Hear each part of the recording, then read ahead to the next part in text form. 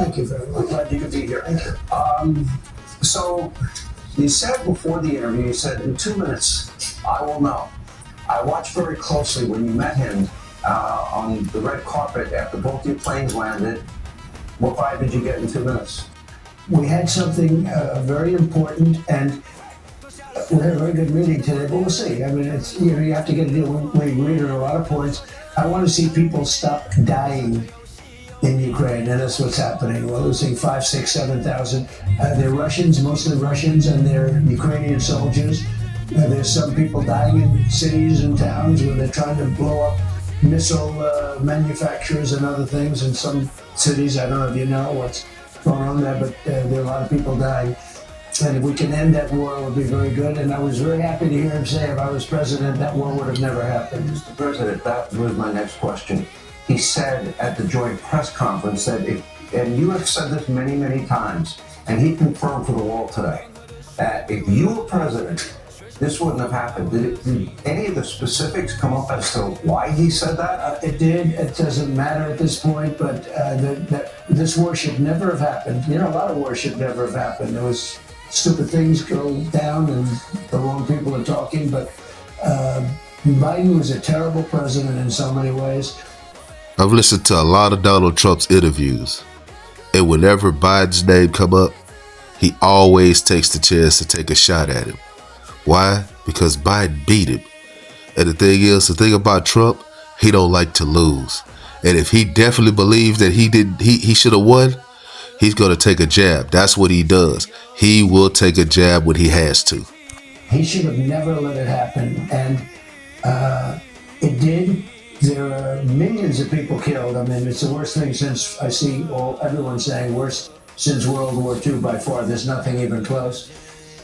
But we had a very good meeting today, and I think a lot of points were negotiated on behalf of Ukraine and on behalf of the whole NATO situation, where we're dealing very well with a lot of foreign countries that are great, European countries.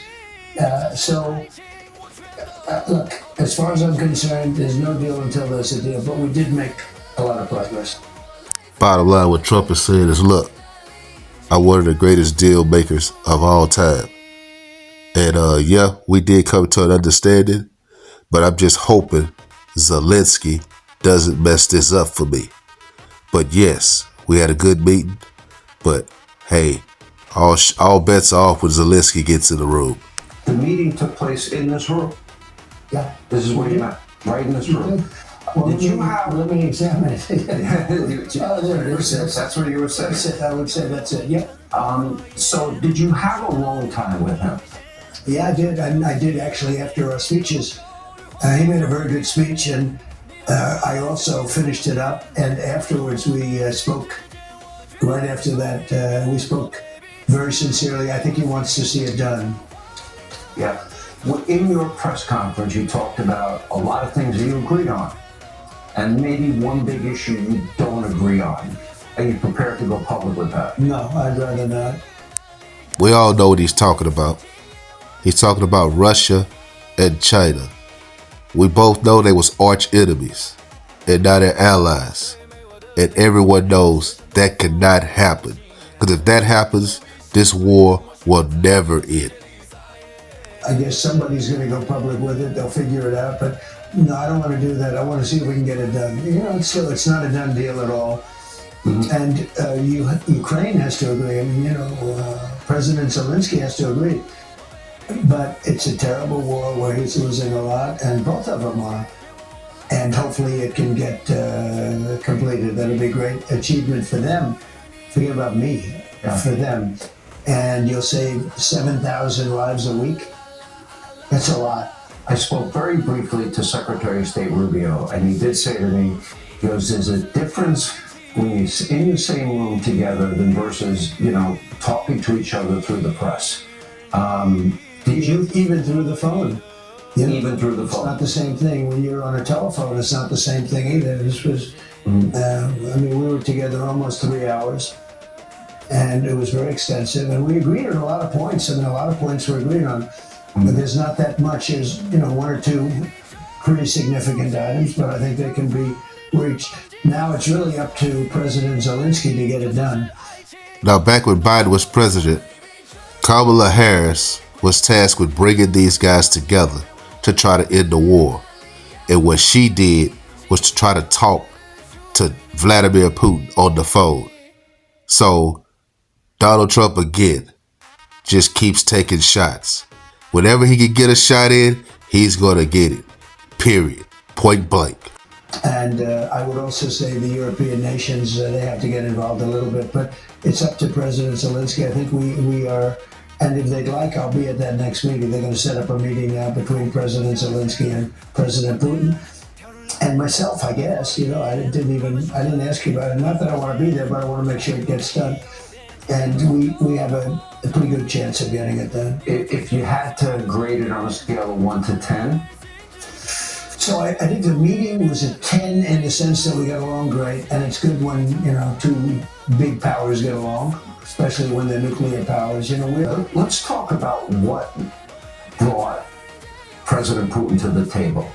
I would argue that there are 4 things in my mind. If you think there are more or you don't think they were a factor, you did the trade deal with the European Union.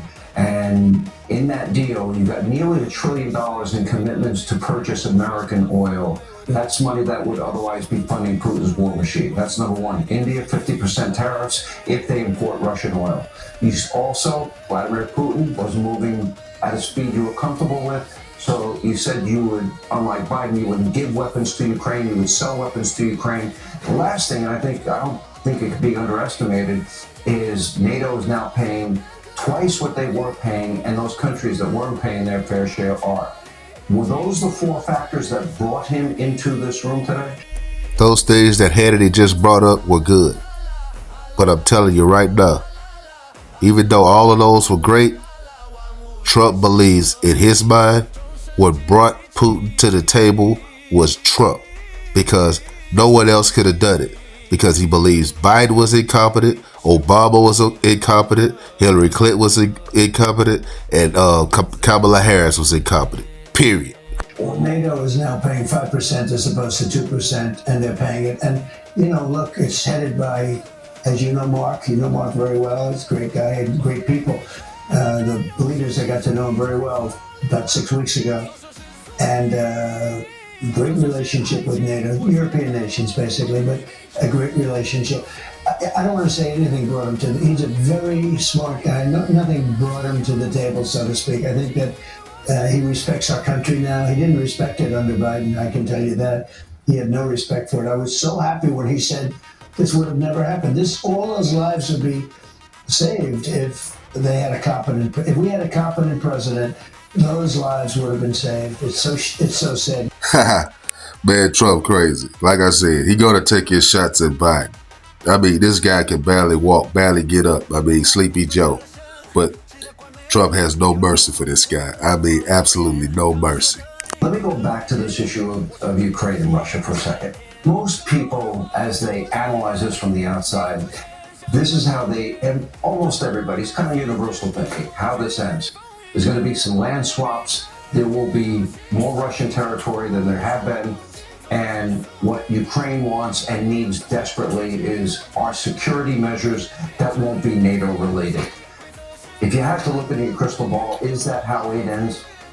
Well, I think those are points that we negotiated, and those are points that we largely have agreed on, actually.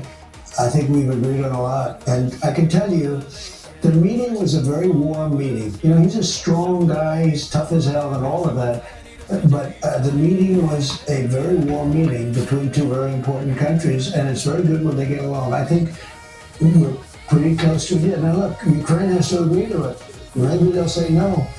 Because Biden handed out money like it was candy, and Europe gave a lot of money. We gave $350 billion.